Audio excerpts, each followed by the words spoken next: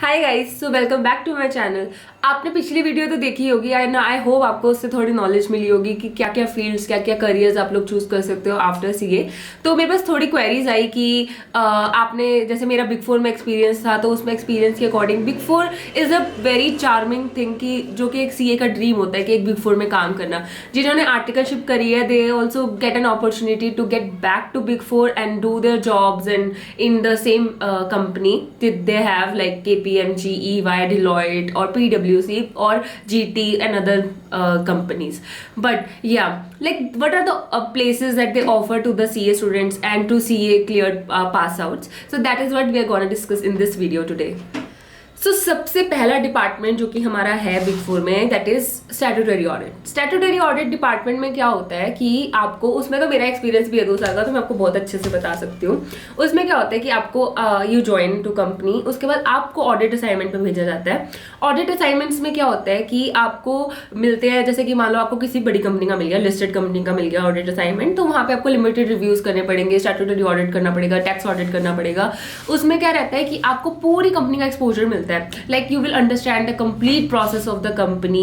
उसके बाद आप उनका प्रोसेस देखोगे, उनके डेटा डम्प्स देखोगे, उसके बाद उनका स्टैट्यूटरी और टेस्टिंग करोगे जो टेस्टिंग होती है, और उसके बाद आप उसके इंटरनल कंट्रोल टेस्टिंग करोगे। तो different testing that are perform, तो इसमें ना आपको बहुत ज़्यादा एक्सपोजर मिलता है। लाइक टैक्सेशन के बारे में आपको पूरा पता चलेगा कि कंपनी टैक्स कैसे कैलकुलेट करती है, तो आपको सारी फील्ड्स की नॉलेज ना इस फील्ड में मिलती है। तो इसीलिए मुझे ये प्रोफाइल बहुत पसंद थी। तो मैंने जब स्टार्ट किया था तो I join in statutory audit just because of this reason कि मुझे पूरा एक्सपोजर लेना था। उसके बाद मुझे अपने 2 साल के बाद अपनी फील्ड डिसाइड करनी थी कि मुझे किस फील्ड में जाना है। तो that is what I did. So it is a very good place for that to explore, to know the exposure, because मैंने मिड साइज फर्म से आर्टिकलशिप करी थी, तो आई डिडंट नो मच कि कैसे मैं एक बड़ी कंपनी में हैंडल करूंगी, या फिर किसी, अगर मैं मान लो मैं टैक्स डिपार्टमेंट में चली जाती तो मैं कैसे करती, लेकिन ऑडिट मैंने किया हुआ था तो इस वजह से मुझे थोड़ा ईजी हो। Next role is internal audit. Internal audit क्या होता है? अब कंपनी ने मान लो डिलॉयट को हायर किया in order to do the internal audit, तो आपको क्या करना है? अब स्टैट्यूटरी ऑडिट में क्या था, हम लोग टेस्टिंग करते थे, हम लोग सैंपल टेस्टिंग करते थे। इंटरनल ऑडिट में भी हम सैंपल टेस्टिंग करते हैं, लेकिन उसका जो स्कोप है ना, स्कोप ऑफ ऑडिट बहुत ज़्यादा होता है, मतलब हमें बहुत डिटेल्ड में करना होता है। बट इट्स नॉट नेसेसरी कि आपको सारे एरियाज में डाला जाए, बट या छोटी कंपनीज में तो आप सारे एरियाज करते हो, लेकिन बड़ी बड़ी कंपनीज में आप एक आधा एरिया उठाते हो, लेकिन that is done in very detail, substantive detail analysis, बहुत ज़्यादा डिटेल में होता है, और उससे आपको बहुत ज़्यादा एक्सपोजर मिलेगा कि कंपनी कैसे अपनी प्रोसेस चलाती है, क्या क्या करती है। तो इंटरनल ऑडिट में बेसिकली आप मैनेजमेंट को रिपोर्ट करते हो, आप किसी स्टैट्यूटरी बॉडी को रिपोर्ट नहीं करते हो।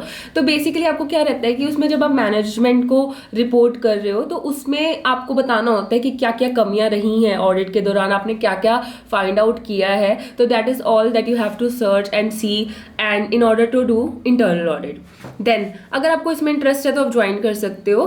थर्ड इज नेक्स्ट पार्ट जो कि आप अपना कर सकते हो बिग फोर में, दैट इज टैक्सेशन।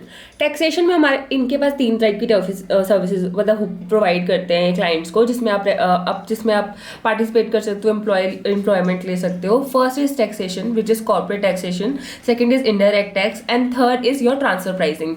तो इन तीनों में क्या है ना, मतलब basically these 3 are very lucrative, very nice and these are very different fields जिसमें आप बहुत ज़्यादा एक्सपर्टीज गेन कर सकते हो। मान लो आपने कॉर्पोरेट टैक्स में ज्वाइन किया तो आपको बहुत बड़े बड़े क्लाइंट्स मिलेंगे, आपको सेलिब्रिटीज तक मिल सकते हैं जिनके आप रिटर्न्स बनाते हो और जिनके लिए आप टैक्सेशन की सर्विसेज प्रोवाइड करते हो। आई थिंक आपने अपनी आर्टिकलशिप में भी करी होगी ये चीज़, बट या अगर आपको टैक्सेशन में इंटरेस्ट है तो corporate tax is very very good. And उसमें क्या होता है, बेसिकली आप कॉर्पोरेट का टैक्स देखते हो कि उनकी टैक्स सर्विसेज क्या है, कैसे वो टैक्सेशन अपना हैंडल करती हैं, उनका कंपनीज का टैक्स कैसे बचाना है, तो वो सब आप इसमें पार्टिसिपेट करते हो। उसके बाद अगर आप इंडायरेक्ट टैक्स करते हो तो उसमें आप कंपनी का GST देखते हो, डिफरेंट टैक्सेस के बारे में, डिफरेंट कंपनीज के बारे में उनका टैक्सेशन डिपार्टमेंट हैंडल करते हो।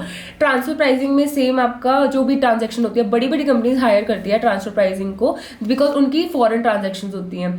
उसके बेसिस पे उनको जो आपने कॉस्टिंग में पढ़ा होगा ट्रांसफर प्राइसिंग और टैक्स में भी आपने पढ़ा होगा, उसके बेसिस पे आप आ सकते हो। अब इसमें नुकसान क्या है, ये है काफ़ी नीश फील्ड्स, राइट। तो अगर आपको इसमें हट के आपको इंडस्ट्री में जाना है या फिर आपको इससे हट के आपको ऑडिट में जाना है, दैट इज़ वेरी डिफिकल्ट। लेकिन अगर आपने ऑडिट में गए और आपको ऑडिट से आपको टैक्स में आना है तो दैट इज़ रिलेटिवली ईजी है, आपको बस इंटरव्यू क्लियर करना है, थोड़ी बहुत नॉलेज होनी चाहिए, तो आप एज अ फ्रेशर दूसरी फील्ड्स में भी ज्वाइन कर सकते हो.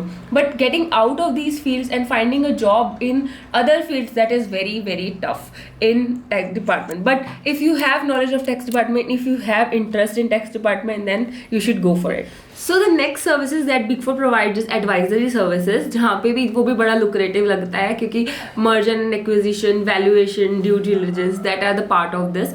तो जब मैंने स्टार्ट किया था ना, तो मेरे को तो merger acquisition इतना पसंद था कि मुझे तो यहीं जाना है, ऐसे मेरे दिमाग में था. मैंने इंटरव्यूज भी दिए थे काफ़ी, और बस ये हो गया था बेसिकली. उस प्रोफाइल में ना आपको बहुत ज़्यादा मतलब काफ़ी डिटेल्ड है. आप देख लो किसी कंपनी का मर्जर हो रहा है तो आपको बहुत ज़्यादा डिटेल एनालिसिस करना पड़ता है. जो भी आप अकाउंटेंसी में पढ़ते हो वो सब प्रोसेसेस फॉलो करनी पड़ती है. इट्स वेरी लुक्रेटिव, बट या it is also a niche field. इसके बाद आपको चेंज करना is very difficult, because her company में मतलब बहुत बड़ी बड़ी कंपनीज में ही मर्जर एंड एक्विजिशन डिपार्टमेंट होता है, मतलब छोटी छोटी कंपनीज में ये डिपार्टमेंट नहीं होता है. तो इसीलिए changing a job after you have been working in these roles is very difficult. But yeah, you will get a job, you will get a lucrative job in big companies if once you start working for this merger and acquisition department. And then valuation department is nothing but your valuation, registered valuation that people do, right? So for different reasons, like valuations for shares or anything, those are all the services that Big Four also provide. Also they provide due diligence services. What is due diligence? Like if a company is going for a loan में जा रहे हैं वो, तो फिर उसके लिए उनको due diligence कराना पड़ता है अपनी accounts का.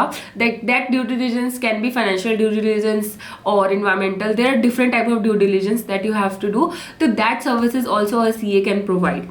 सो उसमें आपको बेसिकली बहुत डेप्थ में जाना पड़ता है, मतलब ऑडिट से भी ज़्यादा डेप्थ में जाके. वो भी थोड़ी हैक्टिक प्रोफाइल है, बट इससे भी आपको नॉलेज बहुत ज़्यादा गेन होती है, बिकॉज इसमें आपको बहुत ज़्यादा डिटेल में काम करना पड़ता है और काफ़ी ज़्यादा अकाउंट्स के बीच में घुस के उसको देखना पड़ता है कि कहाँ पे क्या कमी है, क्या कंपनी सारी प्रोसेसेस फॉलो कर रही है कि नहीं कर रही है.